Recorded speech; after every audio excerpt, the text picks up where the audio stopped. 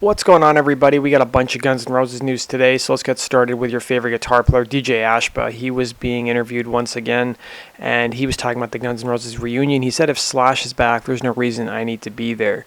So he was being interviewed on the Montana radio station 96.3 The Zone, and you can actually hear it down below. I've actually linked to the YouTube clip, and he talked about leaving Guns N' Roses. He said, I had a blast, man. I think over 6 years, around 6 years.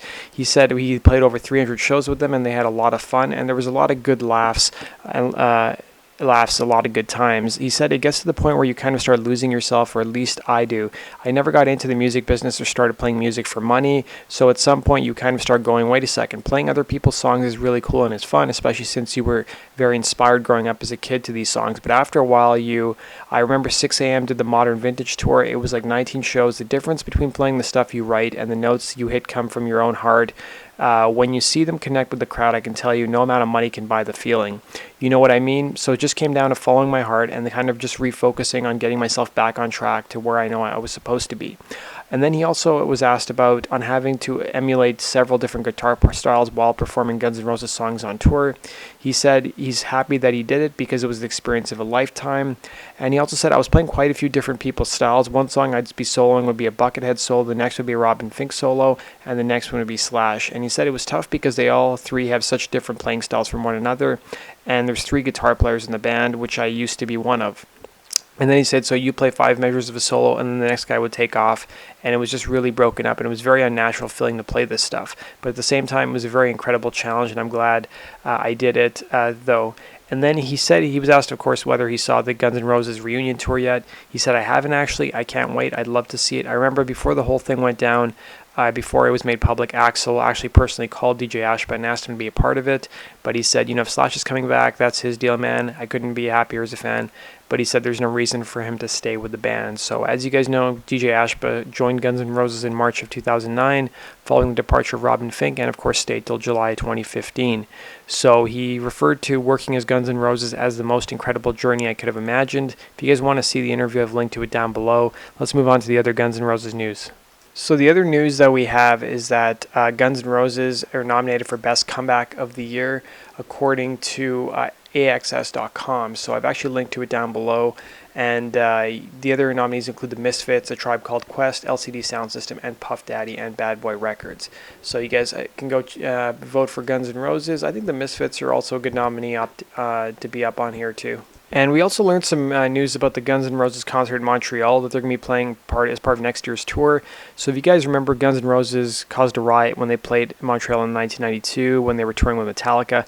It turns out they will not be playing Olympic Stadium once again. Instead, they'll be playing a new venue in Montreal. Turning now to the other news. Fortus, of course, was interviewed a couple days ago by radio station KSHE, and he was actually asked about Guns N' Roses' return to St. Louis. So as you guys know, Richard Fortus is from St. Louis, and he talked about Axl Rose's sordid history with St. Louis. He said Axl's always been great to him, and he said he knows Axl has a difficult history with St. Louis, but he's always been good to me, and he said we've always gotten along. He also said regarding the fans who were upset by the Use Your Illusion show in St. Louis, he said he's met people that were hurt, he's met people who lost their jobs because of that. He said he gets it, but Axl's a different person now, and that was a long time ago. He said for nearly 16 years he had been in Guns N' Roses, Axl wanted to come back to St. Louis. He said he wanted to. There's always different reasons. St. Louis is a tough as far as the routing. A lot of people don't play here. It's sort of become a tertiary market.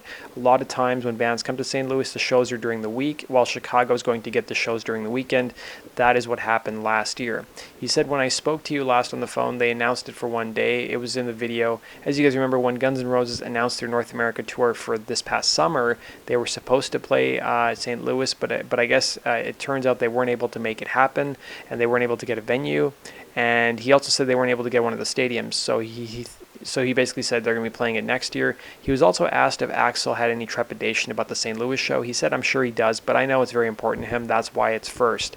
We were trying to make it the last show of the last tour, and it just wouldn't work out. There's no way. Axl really wanted it to happen, but it just doesn't make sense financially. It's a huge mistake for us because we'd have to ship everything from the West Coast where we were ending and get everyone out. It's just difficult. It wasn't good routing as much as we wanted to do it. So that's why we knew St. Louis was going to be the first show or the last show of the tour. So that that does it for the Richard Fortus news. Let's move on to the other Guns N' Roses news. So NME.com has an article on their website ranking Guns N' Roses albums from worst to best. So let's take a look at their worst album. They claim that Chinese Democracy is the worst album from Guns N' Roses discography. I kind of disagree. I think Spaghetti Incident would probably be the top of the list for me. They actually are pretty kind to the Spaghetti Incident, even though Spaghetti Incident is ranked the second worst album. They said that it showed another side of Guns N' Roses, and it could have been a cheesy disaster, but it actually turned out pretty well. And the next album they say is the worst, or less worse, is GNR Lies, which really is not so much an album as it's just 2 EPs spliced together.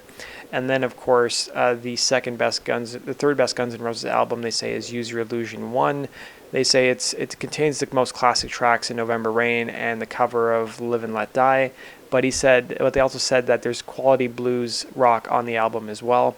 They also rank Use Your Illusion 2 higher than Use Your Illusion 1.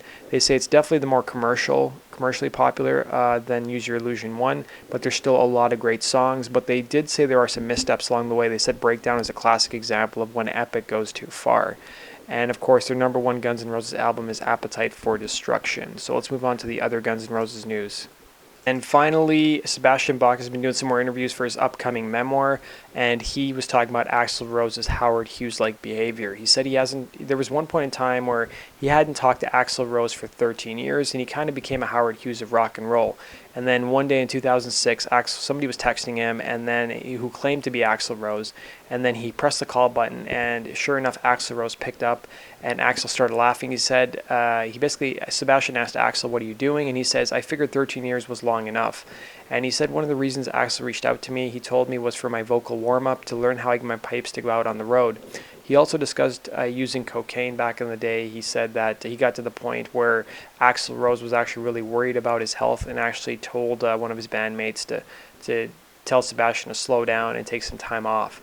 So if you guys want to read the interview, I've linked to it down below. It's with the Wall Street Journal. That does it for today's Guns N' Roses news. Let me know your guys' thoughts. And as always, guys, make sure you subscribe for the latest Guns N' Roses news. Take care.